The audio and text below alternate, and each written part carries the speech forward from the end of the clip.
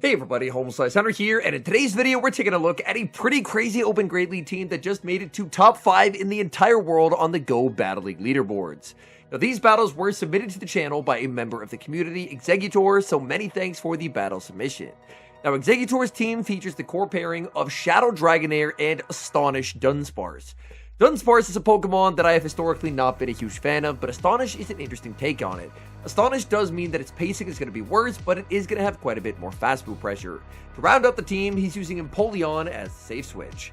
So without further ado, let's hop onto the matches. He picks up a very bad lead in the first match, leading Dragonair into Sandslash. Safe switch into Empoleon, throwing one Dragon Breath and then switching. And Empoleon, unfortunately, down energy, is going to have a very tough time against Sandslash. Sandslash fires off the Drill Run, Empoleon immediately undertaps the Hydro Cannon, but in the twos, this is a matchup where Sandslash is always going to win because of that energy advantage. Sandslash fires off Drill Run number 2, Empoleon no shields, able to hang on with 1 HP remaining as the opponent finally pivots out and catches on a Jellicent. But the opponent has honestly made a ton of misplays so far in this game.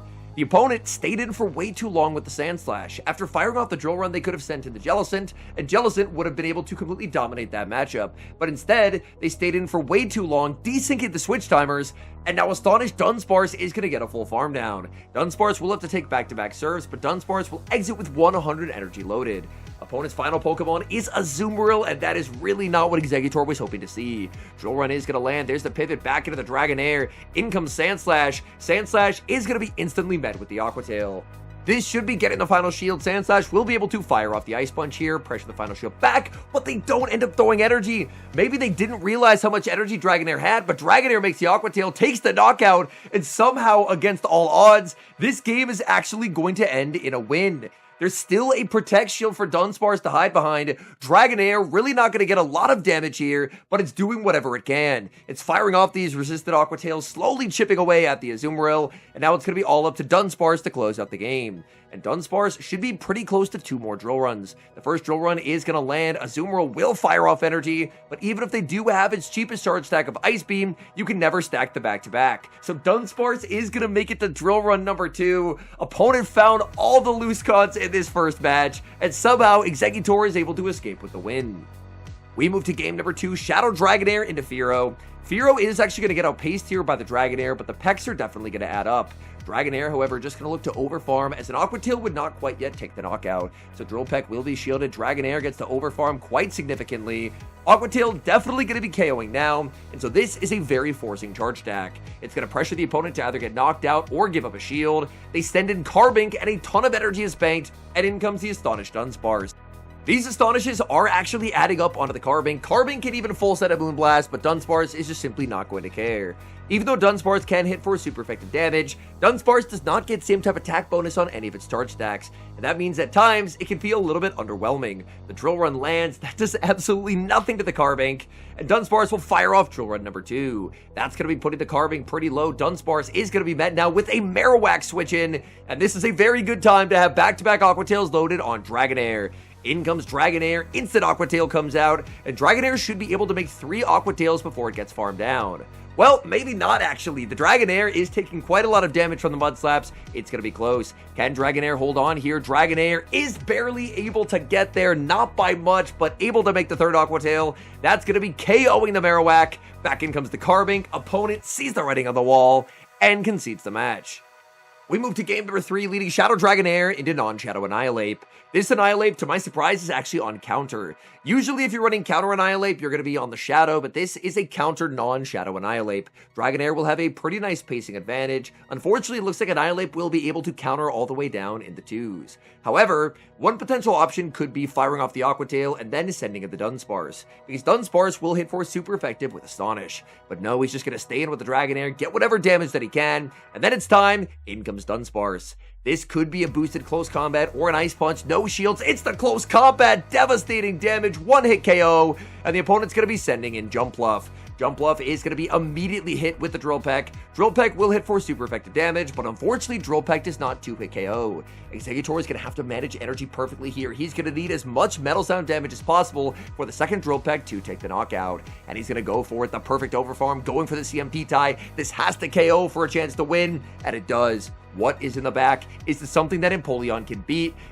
Their final Pokemon is revealed to be Licky, and unfortunately that means this game is over. Licky only one rollout away from the Shadow Ball, and Shadow Ball is going to put the Empoleon into Annihilate counter Snipe down range. Shadow Ball is going to land, Empoleon barely able to hang on, back in comes the Annihilate, and that game will end in defeat.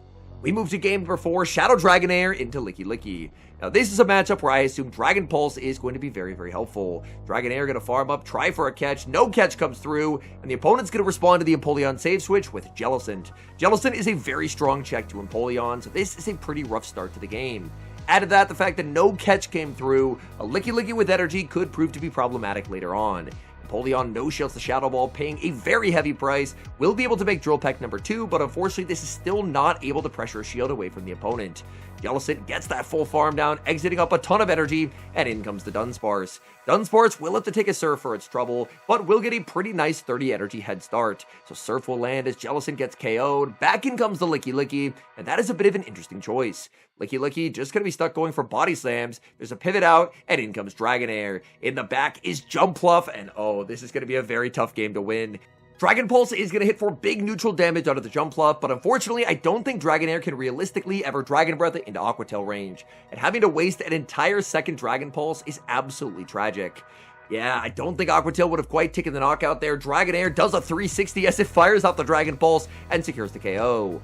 Back in comes Licky, Dragonair unable to make the Dragon Pulse, just going to settle for the Aqua Tail. Aqua Tail is going to be no-shielded opponent, making the read that Dunsparce will never be able to farm it down. But there's the quick switch in, Dunsparce fires off the Drill Run, instant under tap from the Licky, but Licky's Body Slam will fail to take the KO. So Dunsparce is going to be no-shielding, oh, it's an Earthquake! Uh-oh, and now it's going to be a race, Dragon Breath versus Rollout. Licky does not have the back-to-back Body Slams here, so Dragonair should be able to farm down and get the win. Dragonair gets that farm down, and somehow, against all odds, it all looked completely lost, but he's still able to get the win. Shadow Dragonair into Sableye in the next match. Shadow Sableye is a very cool Pokemon. Sableye was on my Legend team this season. It is incredibly fast. It does an amazing job at boosting up its own defense, but in this matchup, it's actually getting outpaced by the Dragonair. Dragonair will put up the shield, respecting a potential foul play, and Sableye does actually full send. This means Sableye has not boosted up its defense, which means that Aqua Tail would actually pick up the knockout here. Shadow Sableye doubles down with a double shield. This is a guaranteed Drain Punch from the Sableye, and Exeggutor decides Dragonair has done its job. So now the Sableye is boosted in its defense. In comes Dunsparce. Sableye banks energy and sends in the Corviknight. Corviknight gonna overfarm quite significantly so with the Dunsparce. Dunsparce makes it to 100 energy, but Corviknight is gonna fire off first. Corviknight full sends payback, big damage out of the Dunsparce. Dunsparce will get to fire off the Rock Slide, and this should put it into Hydro Cannon range. There's the pivot, in comes Empoleon. Empoleon trying to outpace, but will not get there, and I believe this is enough energy for the payback. Empoleon no shields, payback lands. Empoleon can now throw 4 Metal Sounds, but unfortunately there's basically no health remaining on any of his Pokemon. He can fire off the Hydro Cannon, KO the Corviknight, but there's still a Charge Attack loaded on that Sableye. So Empoleon is very low, very close to a move. In comes the Sableye, and Sableye will fire off a Drain Punch. Shield comes up from the Empoleon. Can Empoleon get the farm down? No, there's a pivot out, and it's going to be Licky in the back as the final Pokemon. Licky will be able to outpace the Empoleon, and Exeggutor knows it. He's able to save Empoleon, one off the Hydro Cannon, catch onto the Dunsparce. Dunsparce will get very low after the Body Slam. Dunsparce will fire off Drill Run. Drill Run is going to be putting this Licky very low. Licky now has the Body Slam. Licky doesn't throw. Licky could have thrown the Body Slam, taken the knockout, but they try for the farm down. Dunsparce makes the Rock Slide, and now Empoleon just has to live a Shadow Claw. In comes Empoleon. Shadow Claw misses the knockout, and that's going to be a win. Empoleon doesn't have a lot of health remaining, but just enough to make the Hydro and steal a win. Shadow Dragonair into Clodsire in the next match. I imagine this should be pretty good for the Dragonair. There's a save switch in a Primeape. Primeape, a very bad Pokemon for this team to see. Dragonair is going to no-shield the first Rage Fist, but it loses 70% of its HP immediately. That is a very rough turn of events. Aqua Tail will be shielded. Dragonair going to stay in, try and make the Aqua Tail. Not quite able to get there.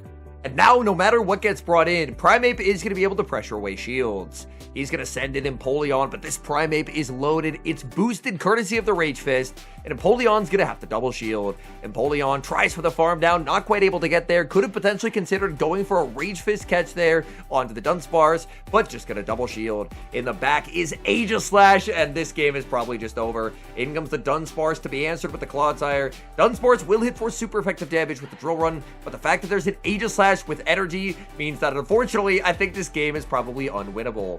Astonish is actually working out really nicely in this Clodsire matchup. The Astonishes are adding up, putting the Clodsire closer and closer to drill run range. Dunsparce would desperately need to be able to get a farm down here to have a chance in this game. Drill run is going to land. Can Dunsparce get the farm down? No, there's a pivot out, and back in comes Empoleon. Not going to risk it. Empoleon's Hydro Cannon will take the knockout, and from here, it's going to be the Aegislash show. Empoleon can fire off as many Hydro Cannons as it likes. Aegislash just simply does not care. Opponent's going to fire off the Shadow Ball as soon as they get there, just wanting Empoleon off the field. This is going to leave Aegislash in a very vulnerable state where it will take a ton of damage from Astonish, but even still, it's just not going to be enough. It's very close, but not close enough. Aegislash survives, makes all the bad manner Shadow Ball as well. You hate to see it, and that's going to be a loss. We move to the next match. A Shadow Dragonair leads into a very bad fish. Now, I have been very critical of Seaking, asking on numerous occasions, what does it do? Well, it appears it can't even beat Dragonair, even with access to super effective Icy Wind. Dragonair now at -1, over-farming massively, full stand into Dragon Pulse. Do they respect the damage? They do not, and Seaking will get KO'd. In comes Licky, energy is banked, in comes Empoleon, answered with a Shadow Counter Annihilate, and this game could get very scary. At this point of the game, as Annihilate gets the full counter down, Annihilate is probably just going to end up fully sweeping. In comes the Dunsparce. Oh, they blind throw! Did they blind throw the Rage Fist? If they did, that's the way back in the game, and they did blind throw the Rage Fist! Oh, this game should have been completely over, but suddenly, in a split second, it is not. Annihilate lands the Ice Punch. In comes Dragonair. Dragonair going to be answered with Licky, and Exeggutor is going for broke. He's full set into Dragon Pulse. Dragon Pulse connects. Big damage onto the Licky, and Dragonair is able to win charge tech priority. This Aqua Tail is going to guarantee the final shield, and once that shield is gone, then Dunsparce should be able to take home the win. Body Slam KOs the Dragonair. Oh no, it doesn't, an undercharge to get a little bit of extra farm.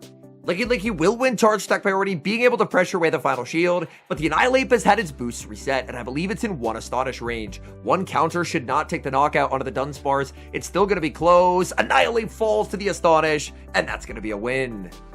We move to the next match. Shadow Dragonair leading once again into Licky. Licky just the absolute bulk monster. He has tried to go for Body Slam catches in the past. He goes for it, but the opponent's not going to fall for it. They bank 6 rollouts. They're going to send in a Grumpig, but in doing so, they've given Empoleon a pretty massive energy head start. Empoleon able to land the Hydro Cannon, getting Grumpig low. Grumpig will fire off Dynamic Punch right before the next Hydro is available. Empoleon will put up the shield. Empoleon can now look to overfarm, fire off the Hydro Cannon, and this is easily going to be taking the knockout. But the opponent has incentive to try and play for switch advantage, so they will put up the shield. Unfortunately, they do outpace by 1 singular turn.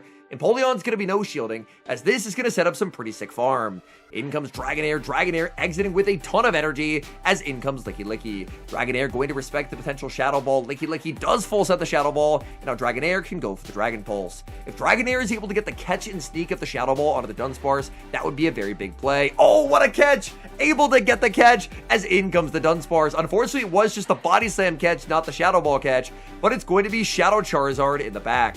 Unfortunately, I do believe the Shadow Charizard is going to be able to fully sweep here. Dunsparce baits with the Drill Run, able to get the shield, but this is the one time when you actually wish that you had rollout, because the Shadow Charizard just has way too much energy. Blast Burn absolutely destroys Dunsparce, and a second Blast Burn is going to be picking up the 1-hit KO on the Shadow Dragonair. So Dragonair is going to fall as well, and that game will end in defeat.